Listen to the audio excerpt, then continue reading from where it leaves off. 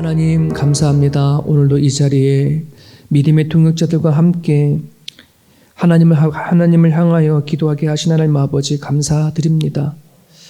각자의 기도 제목들이 있지만 하나님 이제 교회의 기도 제목이 나의 기도 제목으로 삼고 하나님의 세상을 향한 비전을 또 나의 기도 제목으로 삼아 하나님 우리가 침체되어져 있고 잠잠해졌던 우리들의 모습들이 다시 일어나 하나님 기도의 사역들을 감당해 나가는 우리들의 모두가 되어줄 수 있도록 도와주옵소서. 우리에게 맡겨주신 일들을 감당해 나갈 때에 우리 힘으로 할 수 없는 것들이 너무나도 많이 있습니다.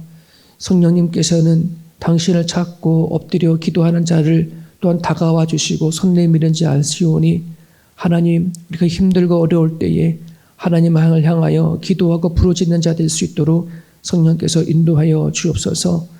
오늘도 말씀 가운데 기도 가운데 임재해 주시고 오늘 이 자리에 함께하는 성도들에게 하나님 말씀을 들려주시고 저희들의 기도에 응답하여 주옵소서. 예수님의 이름으로 기도합니다. 아멘. 우리 말씀 같이 봅니다. 오늘의 말씀 매일 성경은 사사기 6장 11절에서 24절입니다.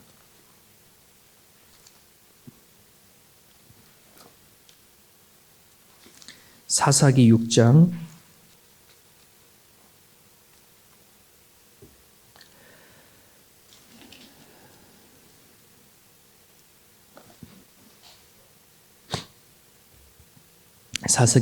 11절에서 24절입니다. 여호와의 사자, 구약에서 여호와의 사자는 항상 예수님을 신약 시대 때에 육신을 입고 오지 아니하신 예수님을 거의 다 상징합니다. 여기서 여호와의 사자가 기드온이란 사람을 찾아서 사사로 세우는 이야기가 오늘 본문의 이야기입니다. 우리 11절부터 24절까지 보겠습니다. 같이 있습니다. 여호와의 사자가 아비멜렉 사람 요아스에게 속한 오브라에 이르러 상수리 나무 아래에 앉으니라. 마침 요아스의 아들 기드온이 미디안 사람에게 알리지 아니하려 하여 밀을 포도주 틀에서 타작하더니 여호와의 사자가 기드온에게 나타나 이르되 큰 용사여 여호와께서 너와 함께 계시도다 하매 기드온이 그에게 대답하되 오 나의 주여 여호와께서 우리와 함께 계시면 어찌하여 이 모든 일이 우리에게 일어났나이까. 또 우리 조상들이 일찍이 우리에게 이르기를 여호와께서 우리를 애굽에서 올라오게 하신 것이 아니냐 한 그 모든 이적이 어디 있나이까. 이제 여호와께서 우리를 버리사 미디안의 손에 우리를 넘겨주셨나이다 하니 여호와께서 그를 향하여 이르시되 너는 가서 이 너희 힘으로 이스라엘을 미디안의 손에서 구원하라. 내가 너를 보낸 것이 아니냐 하시니라. 그러나 기드온이 그에게 대답하되 오 주여 내가 무엇으로 이스라엘을 구원하리이니까. 보소서 나의 집은 므낫세 중에 극히 약하고 나는 내 아버지 집에서 가장 작은 자니이다 하니 여호와께서 그에게 이르시되 내가 반드시 너와 함께 하리니 너가 미디안 사람 치기를 한 사람 치듯 하리라 하시니라. 기드온이 그에게 대답하되 만일 내가 주께 은혜를 얻었사오면 나와 말씀하시니가 주 되시는 표징을 내게 보이소서. 내가 예물을 가지고 다시 주께로 와서 그것을 주 앞에 드리기까지 이곳을 떠나지 마시기를 원하나이다 하니 그가 이르되 내가 너 돌아올 때까지 머무르리라 하니라. 기드온이 가서 염소 새끼 하나를 준비하고 가루 하나 에바로 무교병을 만들고 고기를 소쿠리에 담아 국을 양푼에 담아 상수리 아래 그에게로 가져다 드리매 하나님의 사자가 그에게 이르되 고기와 무교병을 가져다가 이 바위 위에 놓고 국을 부으라 하니 기드온이 그대로 하니라. 여호와의 사자가 손에 잡은 지팡이 끝을 내밀어 고기와 무교병에 대니 불이 바위 위에 나와 고기와 무교병을 살랐고 여호와의 사자는 떠나서 보이지 아니한지라. 기드온이 그가 여호와의 사자인 줄 알고 이르되 슬프도소이다. 다 주 여호와여 내가 여호와의 사자를 대면하여 보았나이다 하니 여호와께서 그에게 이르시되 너는 안심하라 두려워하지 말라 죽지 아니하니라 하시니라. 기드온이 여호와를 위하여 거기서 제단을 쌓고 그것을 여호와의 살롬이라 하였더라. 그것이 오늘날까지 아비에셀의 사람에게 속한 오보라에 있더라. 아멘. 아멘. 기드온이 여호와의 사자를 대면하고, 원래 구약에는 하나님을 대면하면은 얼굴을 보면 죽는다고 하잖아요. 죽을까봐 두려워했지만 끝으로는 하나님의 부름을 받은 이야기가 오늘 본문의 이야기입니다. 오늘 우리 말씀을 통해서 생각해 보아야 할 것은, 평범하게 그지없는 기드온이 어떻게 하나님의 사람이 되어줄 수가 있었는가 하는 그런 문제입니다. 누구나 할 것 없이 이 질문에 걸림이 되어지는 것, 평범하게 그지없는 사람들 어떻게 하나님의 사람이 되어줬을까? 왜 우리가 하나님의 부름은 되게 큼에도 불구하고 하나님이 나를 부르시는 것에 대해서 우리는 되게 소극적으로 반응하는가를 생각해 보면, 언제나 나 자신을 바라보는 관점이 하나님의 나를 바라보는 관점과 너무나 차이가 크기 때문에 그렇습니다. 저는 어렸을 때부터 교회 안에서 성장하고 자라서 교회에서 하나님의 일을 하는 많은 분들을 봤습니다. 목사님, 선교사님, 또 교회의 여러 일꾼들도 참 많이 보고 자라면서, 저는 어렸을 때에 목사님이나 또 이렇게 선교사님이라고 하시는 분들은 화장실도 가지 않는다고 생각을 했었습니다. 저희들은 그때 당시 순수해서 학교 선생님들도 화장실 안 가는 줄 알지 않습니까? 왜냐하면 아이들 화장실에 선생님들이 안 오는 거예요. 따로 있는 줄 모르고, 선생님들은 화장실도 안 가는 거구나. 되게 그만큼 특별한 사람이라고 생각을 했습니다.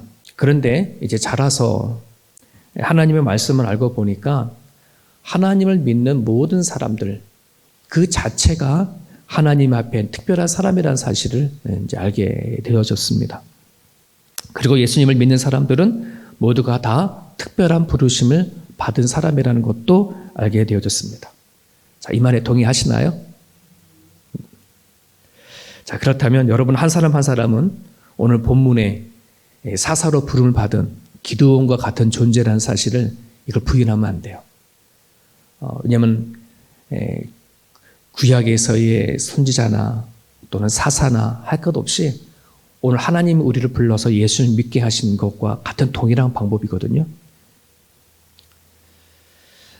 자, 며칠 전에도 제가 말씀을 드렸지만 사사는 다른 특별한 사람들이 아니라 하나님을 말씀을 받은 사람이라고 말씀을 드렸습니다. 우리는 사사하면 삼손 이러니까 특별한 사람, 힘도 세고 이래서 나시린 이런 태어날 때부터 그렇게 선택받은 사람 이렇게 생각을 하는데 그렇지 않습니다. 우리 여자 사사 드보라 얘기도 말씀을 드렸지만 그 당시에 가장 인권이 없는 그 시대에도 말씀을 받은 자였기 때문에 사사로 부름을 받았던 것처럼, 오늘 이 시대에 특별히 마지막 시대라고 하는 지금 이 시대에 하나님의 말씀을 받은 사람이라면 누구나 할 것 없이 이 시대에 사사라고 한다는 그 사실을 여러분이 받아들였으면 좋겠습니다. 자, 그러므로 인해서 여러분이 사사라고 생각한다면 오늘 우리가 먼저 무엇을 생각해야 할 건지 살펴보겠는데요. 먼저 여러분 자신을 바라보는 관점을 이제 하나님의 시각으로 바라볼 수 있기를 바랍니다. 오늘 여호와의 사자가 찾아온 기드온을 보게 되면 좀 전에 말씀드렸던 것처럼 되게 평범한 사람입니다. 11절에 보면 지금 어떻게 하다가 여호와 사자를 만나냐 그러면, 기드온이 미디안 사람에게 알리지 아니하려고 밀을 포도주 틀에 타작하는 그때의 만남을 가졌습니다. 여러분 혹시 밀 또 보리 이런 거 타작해 보셨지요? 그렇게 타작하려면 긴 넓은 마당에서 이렇게 해놓고 그 이삭들을 이렇게 뿌려놓은 다음에 타작기 갖고 치잖아요. 옛날엔. 지금은 기계로 하지만 옛날에는 이렇게 빙 돌려 탁 내리치는 걸, 그걸 도리깨라 그러나요? 네, 그걸 가지고 쳐서 했는데, 저는 시골에서 자라서 참 많이 보고 자랐어요. 그러니까 이 당시에도 그렇게 해서 이렇게 넓은 마당에 풀어놓고 하는데, 이제 그렇게 할 때마다 미디안 사람이 와가지고 야, 타작 하나보다 와서 뺏어가니까 그렇게 못하고 어떻게 한 거예요? 포도주 틀, 이거는 집 안에다 둔 틀이거든요. 집 안에다가 이렇게 늘 보관해놨다가 일 있으면 포도주 좀 짜고 그러는데, 그 틀 안에서 타작을 했다는 말이에요. 빼앗길까봐. 타작하는 걸 들키면 또 미디안 사람들이 와가지고 또 뺏어갈까봐 그렇게 하고 있었을 무렵입니다. 누구보다 똑같이 그 당시의 상황과 환경을 힘들어하고 또 사람을 두려워했던 사람이 기드온입니다. 15절 15절에 보면 스스로 가장 작은 자라고 말할 정도로 그 눈에 띄지 아니하는 그런 사람입니다. 자, 그런데 오늘 여호와의 사자는 그를 향해서 뭐라고 얘기하냐면 큰 용사다라고 그렇게 부릅니다. 용사라고 하는 그 단어 자체가 이미 힘이 있는 사람이라고 하는 그런 단어였는데 거기다 큰 자를 하나 더 붙였어요. 큰 용사예요. 그냥 용사가 아니라 큰 용사 이렇게 부르셨습니다. 왜 하나님의 사자는 그를 큰 용사로 말을 했을까? 그가 뭔가 능력이 있어서 그럴까요? 실력이 있어서 그럴까요? 뭐 삼손처럼 타고난 어떤 특별한 재능이라도 있어서 그를 큰 용사로 했을까요? 그렇지 않아요. 큰 용사라 하는 그 바로 뒤에 얘기가 있어요. 큰 용사여 여호와께서 너와 함께 계시도다 하는 이 말 때문에 그래요. 그 자체가 큰 용사가 아니라 하나님 함께 하시니까 큰 용사인 거예요. 아무리 작은 미물이라도 쓸모없는 자라 하더라도 하나님의 손에 붙잡힌 만큼만 되어지면 그 사람보다 큰 용사가 되어진다는 사실. 그 하나님의 손이 여러분을 붙잡고 있다는 사실을 정말 이거 믿어야 돼요. 이 믿음이 어떤 믿음이냐에 따라 우리의 삶과 나를 바라보는 시각이 분명히 달라지기 때문에 그렇습니다. 오늘 교회를 다니는 사람들 치고 하나님께서 나와 함께 하신다고 믿지 아니한 사람이 한 사람도 없어요. 그런데 자기 자신을 큰 용사라고 생각하는 사람은 별로 없어요. 하나님을 믿는다고 한 사람들은 다 있고 임마누엘 되신 하나님이라고 고백하는 사람은 다 있지만 나는 하나님이 나와 함께 하시기 때문에 나는 큰 용사다라고 스스로 말하는 사람은 거의 없습니다. 이게 문제입니다. 왜? 나와 함께 하신 하나님은 그냥 함께 하시는 것뿐이지 나에게는 힘이 안 된다는 아마 그런 생각이 있을지 모르겠지만 나를 쓰지 않는다고 하는 것일지 모르겠지만 여러분 오늘 예수님의 말씀, 하나님의 말씀을 받은 사람들은 다 하나님 손에 붙잡힌 바 됐다는 사실을 여러분 기억하실 수 있기를 바랍니다. 이 믿음이 있어야 우리가 무엇을 하더라도 용기가 생깁니다. 이 믿음이 있어야 나에게 있는 약점이나 나에게 있는 연약함을 극복해 보려고 하는 그런 마음도 있는 겁니다. 이런 믿음이 없으면 우리 애초부터 뭘 시도해 보려고 하지도 않고 내 안에 문제가 있고 해결해야 할 것이 있다 하더라도 이것을 해결해 보려고 하지 않아요. 그러니 하나님 입장에서는 엄청나게 답답하시겠죠. 여러분 앞에 서 있는 저는 여러분보다 자격이 있고 실력이 있어서 목사가 된 것이 결코 아닙니다. 목사가 되기 전에 제 스스로 나는 목사가 될 거야. 나는 목사할 사람이야. 이렇게 생각해 본 적이 없습니다. 목사가 될 거라고 믿지도 않았습니다. 그런데 중요한 건 내가 그럴 때에 하나님은 나를 목사로 세울 계획을 갖고 있다는 것. 이게 중요한 겁니다. 하나님은 우리를 바라보는 관점이 또 하나님 우리를 부르신 것들이 다르다는 겁니다. 이 사이에 내가 나를 바라보는 관점과 하나님이 나를 불러서 하나님을 쓰시겠다고 하는 이 관점이 사이는 되게 갭이 큽니다.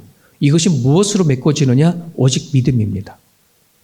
믿음만이 하나님이 나를 크게 부르신 것에 대해서 내가 거기까지 갈 수 있는 그 상황이 되는 거예요. 큰 용사 기드온은 아주 평범하게 짝이 없고 두려움이 가득했던 사람인데 어떻게 이 사람이 큰 용사로 되어지느냐? 이 갭은 믿음으로 극복되어져 가는 거예요. 믿음이 그걸 하게 하느냐 하지 못하게 하느냐 차이입니다. 에베소서 1장 18절에 너희의 마음에 눈을 밝히사 그의 부르심의 소망이 무엇이며 성도 안에서 그 기업의 영광의 풍성함이 무엇인지 알기를 원한다 하는 바울의 고백이 있습니다. 우리들의 마음의 눈을 밝혀서 하나님이 우리를 부르신 소망이 얼마나 큰지 하나님이 우리에게 주신 기업들이 영광이 얼마나 놀라운지를 알기를 원한다. 이 세상을 창조하신 하나님이 우리를 부르셨습니다. 우리를 지으시고 만드신 분이 우리를 선택하셨습니다. 그러니 하나님 손에 붙잡힌 받은 여러분들이 하나님이 갖고 계신 생각과 하나님의 뜻이 얼마나 클까요? 그것은 뭐에 달려져 있다? 내가 믿고 기도하는 것에 달려져 있음을 여러분 믿으십시오. 오늘 하나님이 나와 함께 하신다고 하는 이 믿음이 있다면 여러분들이 이제 내가 큰 용서를 살겠습니다. 이제 믿음을 달라고 기도하십시오. 여러분을 작게 보지 마십시오. 여러분이 기도하는 만큼 어떻게 내가 기도하느냐에 따라 달라집니다. 여러분의 자녀를 위해서도 기도할 때도 하나님의 사이즈대로 기도하십시오. 그냥 얘가 그냥 그럭저럭 그냥 고등학교 졸업해서 대학교 졸업하고 그냥 적당한 대학교 들어가서 적당한 취직해서 적당한 여자 만나 살아가면 그만이지라고 하는 그런 생각을 내려놓고 하나님의 사이즈대로 기도해 줄 수 있기를 바랍니다. 하나님부터 받은 은혜만큼 그리고 하나님부터 받은 사랑만큼 여러분들이 하나님 앞에 기도하고 나를 써달라고 하면 하나님이 안 써줄 사람이 한 사람도 없습니다. 네, 어느 누가 안 써주겠습니까?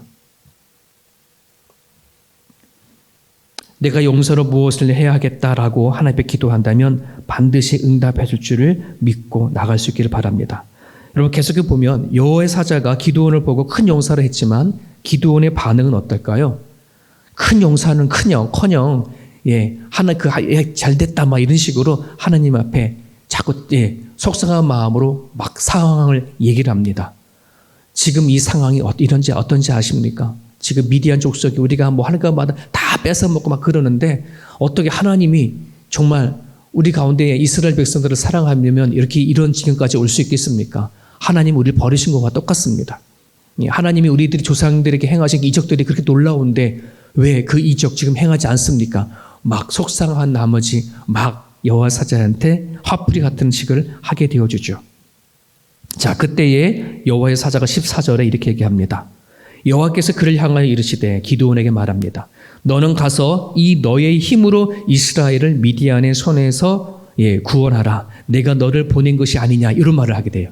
이게 어떤 말이냐 그러면 그래 내가 너희 이스라엘 백성들이 애굽에서 종살이 할 때에 그를 어떻게 구원하는지 너 알지?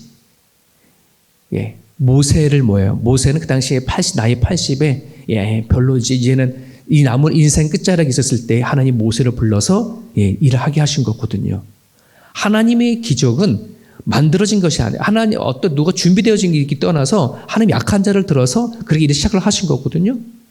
지금 하나님의 말씀 여호와의 사자는 기드온에게 너 말 한번 잘했다. 내가 너희들에게 행한 기적들이 얼마나 많은지 아냐. 이제 내가 너를 통해서 할 거니까 잠만하지 말고 너 가서 싸워 이런 얘기인 거예요. 너 불평하지 말어. 내가 그것 때문에 온 거 아니냐 이겁니다.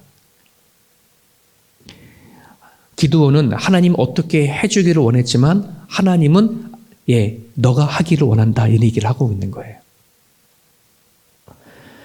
여러분 우리 신앙생활 하면서 여러 가지 문제가 많이 보이잖아요. 이게 가정도 마찬가지고 교회 안에서도 마찬가지고 살아가는 일터에서도 마찬가지라 내가 살아가는 삶의 가정관계 어떤 문제가 보이고 또 어떻게 이건 왜 이렇게 하냐 저렇게 하냐라고 하는 그런 것이 보인다 그러면 여러분 그걸 볼 수 있는 사람이 할 수 있어야 되는 거예요. 하나님 그렇게 하게 하시는 거예요. 전 목회 이렇게 하다 보면 많은 사람이 목사님 이렇게 했으면 좋겠습니다. 저렇게 했으면 좋겠습니다. 이렇게 해야 됩니다. 저렇게 해야 됩니다. 라고 하면 그럼 당신도 좀 해주세요. 그러면 저는 말고요. 이렇게 하시는 분이 있거든요. 그 볼 수 있는 문제를 볼 수 있다고 한다는 것은 그걸 할 수 있는 힘이 있다는 거예요. 뭘 보게 하신다 하면은 하나님은 그거를 통해서 너를 해라. 내가 너와 함께 할게. 이 얘기거든요. 이게 가정에서도 마찬가지예요. 우리는 가정 안에서도 당신 이거 해. 여보, 남편 저거 해 라고 하게 되어지면 하기 전에 네가 할 수 있으면 내가 해야 되는 거예요. 그것부터 이제 하나씩 가게 되어지면 하나님께서 역사하시기 일하세요.